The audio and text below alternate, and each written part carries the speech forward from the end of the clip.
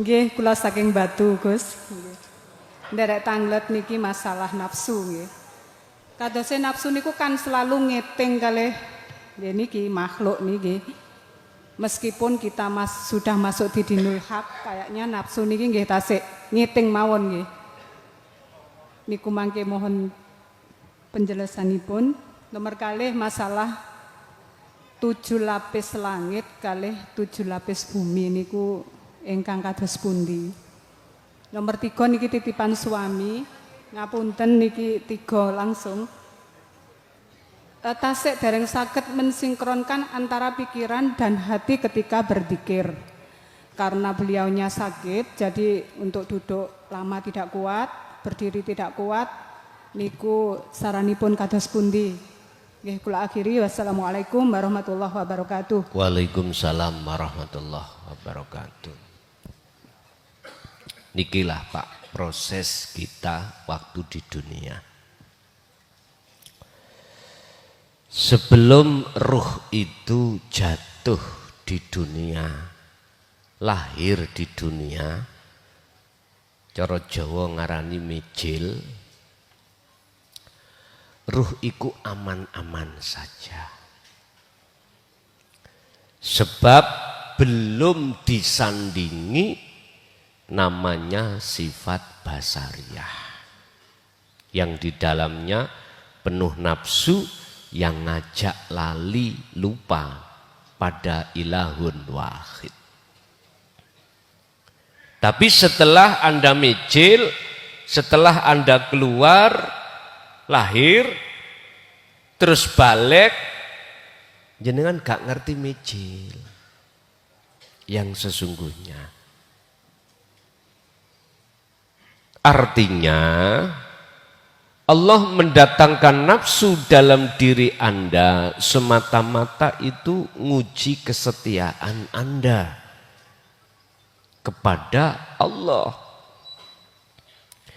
Dan ini sejarah yang tidak bisa kita lupakan terhadap kakek kita Adam alaihissalam juga begitu. Bukan Allah semata-mata untuk menjerumuskan kita. Enggak. Allah menguji. Oleh karena kita manusia yang berani mengatakan bala syahidna. Berjanji mampu membawa amanah. Apa amanahnya? Anikbudullaha wajtanibut tauhid. Itu amanah kita.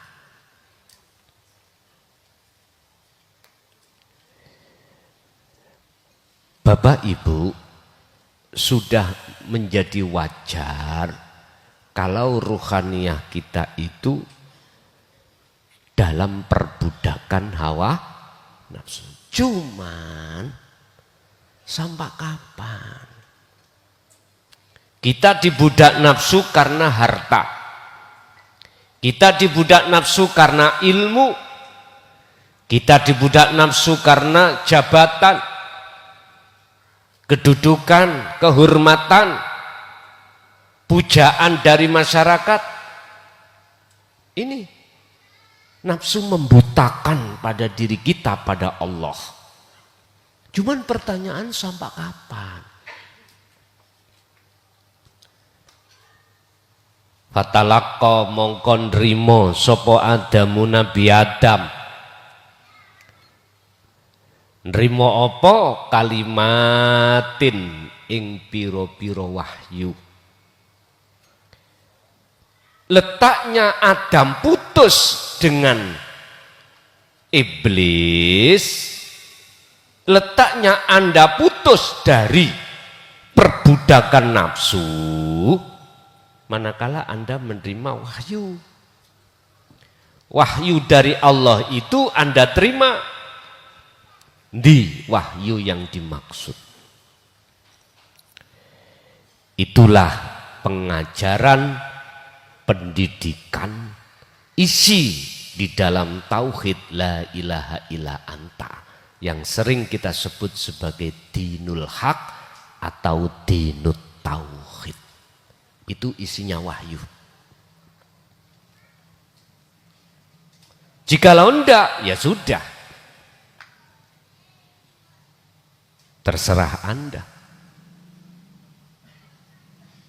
Apa maksud tujuan Rasulullah diperintahkan untuk turun ke bumi ini? Mesti ada asbabun nuzul. Sebab-sebab beliau diturunkan. Sederhana. Karena kita membalik surat apa tadi? An-Nahl. Ayat 36. Kita balik. Yang tadinya anik butullaha, kita balik. Anik butut tohut. Mestinya wastanibu tohut, kita balik. Wastanibulloha. Kita balik. Kita hadapkan hati kita pada iman pada makhluk, dan kita tinggalkan hati kita iman pada Allah, kita tinggalkan. Itulah yang dimaksud dalam makalah ini, hati yang gelap, hati yang kotor. Akhirnya Rasulullah diturunkan membawa penawarnya. Tapi apa fakta di luar atau di bawah? Terpecahlah menjadi dua kelompok. Satu sami'na wa atokna, satu sami'na wa asoina. Yang satu mengikuti jeng Nabi, yang satu mengikuti kepentingan hawa nafsu. Makanya syarat disebut Habib. Syarat lagi lah. Miturut surat Ali Imran, wajib mengikuti kanjeng Nabi. Kuwi nek ngikuti kanjeng Nabi berarti ngikuti Allah. Wis. Dene ana duriyai, asli duriyai. Kok gak ajaran ngikuti kanjeng Nabi, jangan celuk Habib. Jangan. Apalagi yang bukan ngaku, bukan nasabnya, bukan duriyahnya, tapi ngaku karena ada kepentingan supaya kau menghormati. Ojo celuk Habib itu. Gak pantes. Wong jabatan Habib itu hanya Allah yang mensematkan kok, bukan manusia. Hanya Allah yang memberikan titel itu, bukan manusia, bukan karena nasab, bukan. Makanya kalau di kiai desa, ya, kiai desa, biasanya kiai, nek bapak kiai, anaknya diceluk Gus. Hati-hati ya. Panggilan Gus itu panggilan dari isim lakob. Isim lakob itu julukan yang bagus. Tapi tidak, jikalau tidak sesuai duduk Gus, tapi Dus.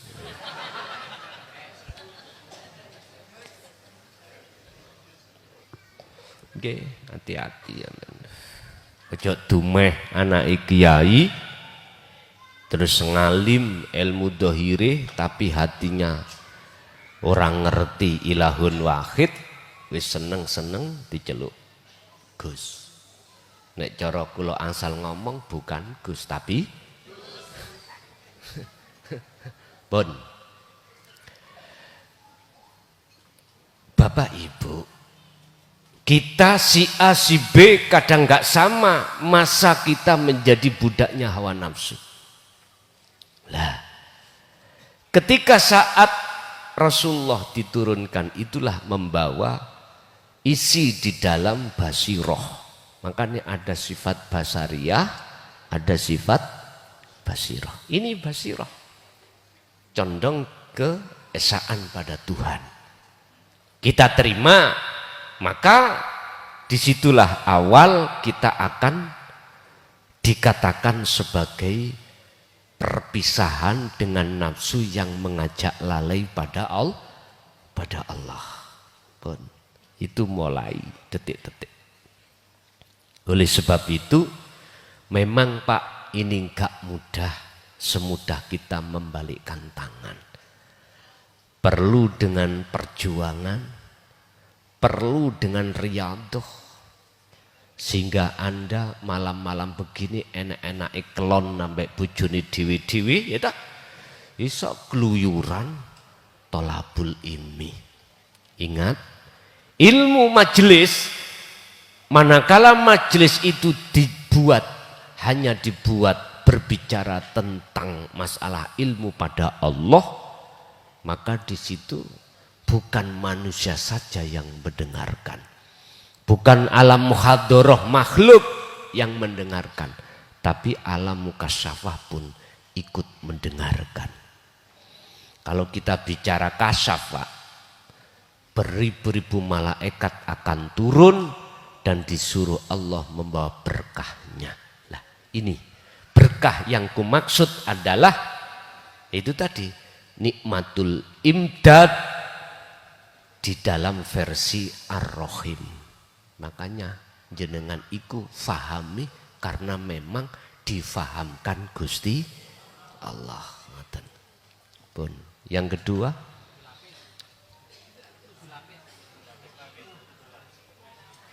berlapis 7 lapis langit, 7 lapis bumi. Ini pernah kusampaikan. Secara syar'i memang Allah menciptakan lapis bumi, lapis langit itu ada tempatnya masing-masing. Fungsinya juga masing-masing. Cuman secara hakikat kita itu Pak, dalam satu hari itu kita itu dikasih Allah, mohon maaf 24 jam yang menghitung terkait masalah 1 minggu. 1 minggu kita dikasih Allah 7 hari kali 24 jam. Ketemu pinten? Itu malah sing duwe sing lulus SD aku gak lulus ya. 168. Ngikut siapa 168 itu? Tolong dibuka ya. Surat yang ke-7 ayat 168 ono ndak? Surat apa?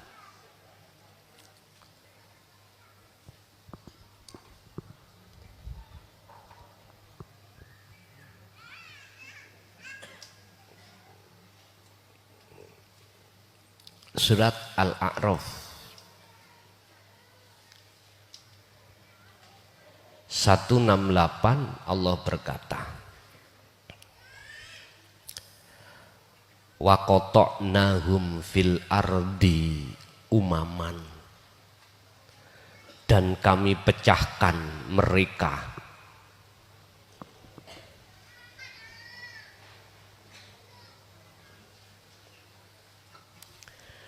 di dunia ini menjadi beberapa golongan umaman. Wa qata'na lan medhot sapa ingsun Allah hum ing manusia fil ardi ing dalam bumi umaman kelawan dadi piro-piro golongan. Minhumus salihuna wa minhum dunadzalik. Minhum iku setengah saking umam, as-salihuna utawi ana golongan kang soleh. Di antaranya ada orang-orang yang soleh dan ada yang tidak demikian. Wa minhum dunadzalik, wa minhum lan iku setengah saking mereka dunadzalik utawi duduk golongan soleh. Wa balaunahum bil hasanati wasayyiati, dan kami uji mereka dengan nikmat yang baik dan bencana yang buruk-buruk. Wa balawnahum lan nekaake nguji sapa ingsun Allahum ing mereka. Nguji bil hasanati kelawan takdir kang bagus. Wasayiati lan takdir kang awon, berarti nikmat dan bala. Semua itulah Allahum supaya utawi mereka yarjiuna podo imani nang Allah alias bali nang Gusti Allah. Oke. Kita di dalam 7 hari ini Pak,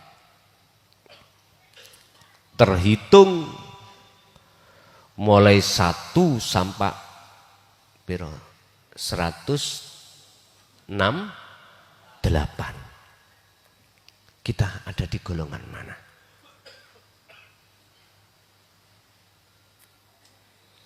Jasad kita ada 2, ruh dan jasad. Jasad dan ruh manusia. Apakah Anda mementingkan kebutuhan jasmani saja? Dan ataukah Anda memang juga memikirkan kebutuhan rohani? Kalau kita ngomong hari ada 7, kalau sudah sampai ke Ahad, Sabtu misal, nanti kembali Ahad lagi. Senin, Selasa, Sabtu kembali lagi ke Ahad lagi. Artinya kita manusia digolongkan Allah menjadi 2 golongan, golongan yang soleh dan golongan yang toleh. Soleh dengan toleh. Dan disitulah keduanya itu Allah mendatangkan 2 takdir. Minangka ujian. Laksana sebagai ujian. Dihadapkanlah takdir yang enak dan gak enak. Enak dan susah. Nikmat dan bala. La'allahum yarji'un. Sudah jelas di sini. Itu kudatangkan semata-mata biar kamu mau kembali kepada Allah. Artinya kembali, imanmu itu meyakini bahwasannya yang berperan hanyalah Allah. Ngoten lho maksudnya. Mulai hari pertama sampai hari ke-7, monggo. Anda di posisi mana? Ini cara hakikat yang dimaksud sab langit pitu, bumi sab bumi pitu. Berarti maksudnya adalah di hari keberapapun, pertama atau ke-7, baik jasmani maupun ruhaniyahmu iso'o masuk di golongan as-solihin. Nah di sini minimal lah secara ruhaniyah, karena ruhaniyah ini yang kekal. Dan inilah dijadikan sebagai dasar oleh ahli-ahli yang memakai sistem majedubun.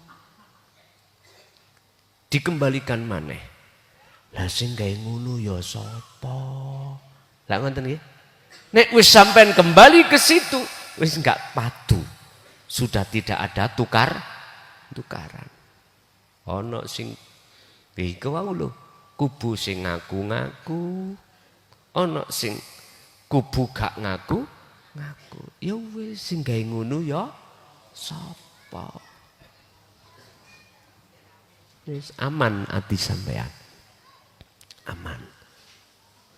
Lah kalau sudah di situ mengapa Adik tanggal 7 malam 8 itu jam 12 malam diadakan? Nyun sewu. Yang namanya orang itu enggak sama. Kadang-kadang ya sik mikir babakan jasmani. Sik mikir babakan syariat.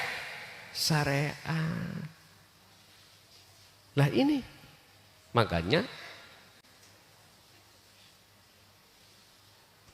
Saya cuman sebagai fasilitas saja. Yang menentukan itu hanyalah Allah. Urusan Anda nanti bagaimana?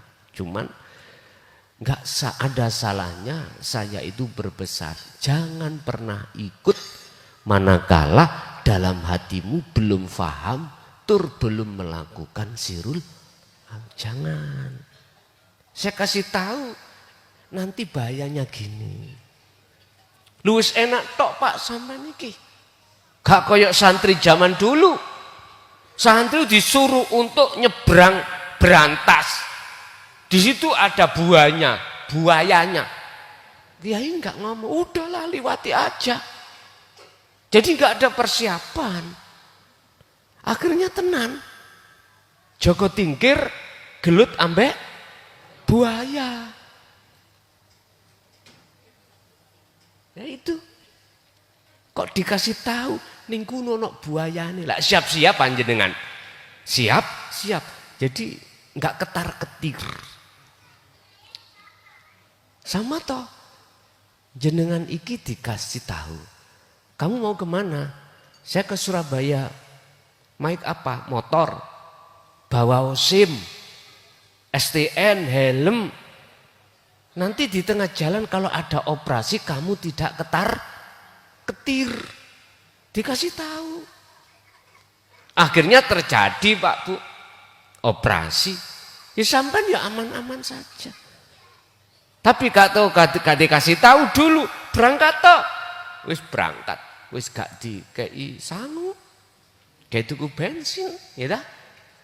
Helm yo gak berangkat mawon. Kesemprit polisi, prit. Ya udah. Pulang-pulang, di pedamu dicekel polisi. Ya udah.